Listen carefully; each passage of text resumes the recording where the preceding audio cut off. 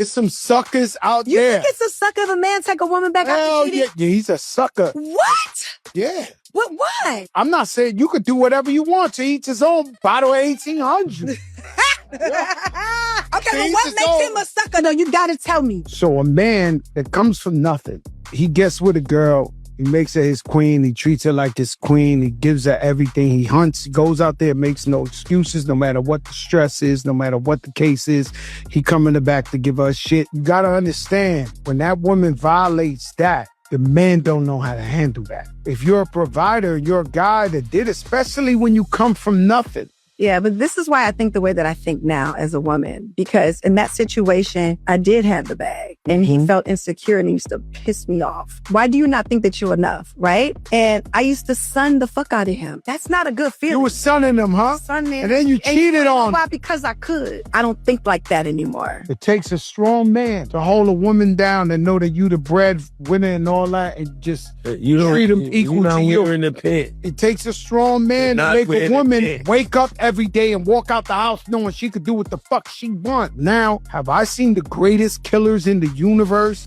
The realest guys that I thought would kill a factory of guys, catch their wives and be like, okay, we worked it out. This shit was shocking to me. You know, love is something. It is. But I broke him and I knew that. He ain't deserve you anyway. I feel sorry for him. I do, because let me tell you, like in the film. He ain't deserve you. That motherfucker wasn't strong enough. He wasn't what you was describing a while ago. That motherfucker weak. Fat Joe talking about a factory of guys. Fat Joe loves saying the word guys. Like in every story, Fat Joe always says guys the way 50 Cent used to always say actually. You know what I'm saying? Because what actually happens is when you actually release the actual record. I real live heard 50 no lie one time say no because he actually put out the actual record of the actual Drake. Like it was another Drake out here. But anyway, Fat Joe be doing a lot of capping. He be saying a lot of stuff to be like, come on, Joe, what you talking about, bro? What are you talking about? But right here, he's 1,000% on point. You's a sucker. If you take a woman back after cheating, and that's just what it is, okay? What makes a man a sucker if he takes her back? Because basically what you're showing that woman is you don't have enough of a backbone to cut her off after she's done the most disrespect, the worst thing that she can do. The worst thing that she can do. Like he said in the example, you're providing for her, you're protecting her, you're going out, you're busting your ass, you're getting to the bag, you're doing all these things for this woman because you love her and because you trust her, and she violates that trust by sleeping with a nigga like me. And you know, I'm gonna just bust that jump down and send her on back over there with you. And you find out about it. The worst thing some of these dudes do is get mad at the dude. No, check your girl. And you mean to tell me you're going to take her back? Which gives her enough leeway that she basically got away. She basically got away with doing it. She's not sorry she did it. She's sorry she got caught.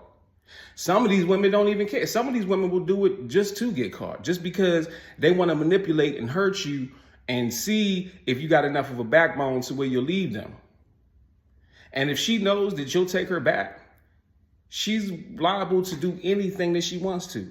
Now, in this example, they're talking about a woman that's actually making more than the dude.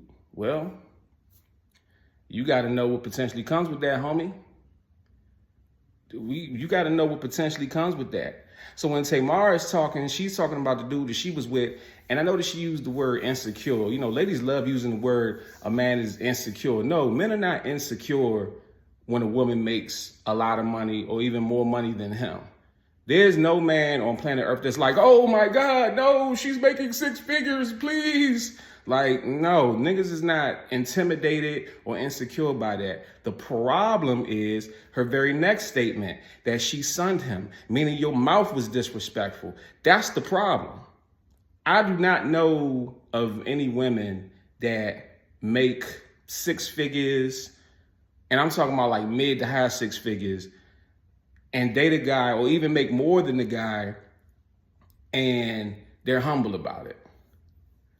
I don't know of any. I'm not saying they don't exist. I'm just saying from the situations that I know of, both well-known public people and just in my personal life, usually women that make that type of money have a certain type of attitude, and they talk to their man a certain type of way because they feel that they can, because they feel like since I'm the breadwinner or I'm making enough money, I can talk to him in a old kind of way. And she cheated on top of that. So you was disrespectful and you cheated on the dude. So what happens here? Well, what happens is exactly what Fat Joe said at the end. Notice at the end, he said the dude was weak. And that's the point, because for a lot of women that focus on the bag, getting to the bag, they about their money, you know what I'm saying? It's all about boss babe and all this, that, and the third. And I'm not knocking Tamar for doing that. I mean, her sister is legendary singer, Tony, they from the DMV area, shout outs. They had the show on TV, you know what I'm saying? Some of them are even vocalists themselves. So I'm not knocking any woman who uses her talents to make money. That's not the point of what I'm saying.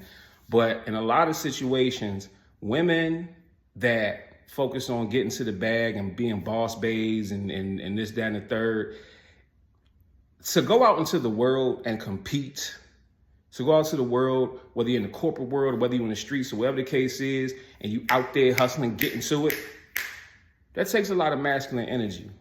Think about it. It's in our DNA.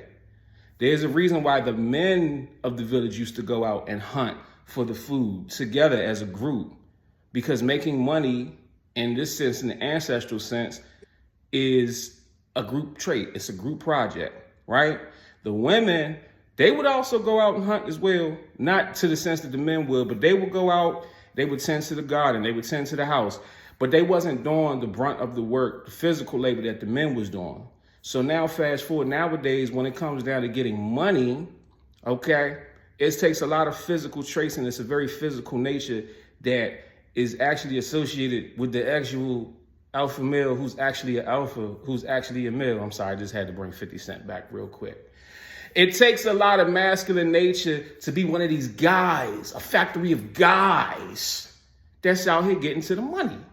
So when a woman is doing that, she's exerting some of those same qualities.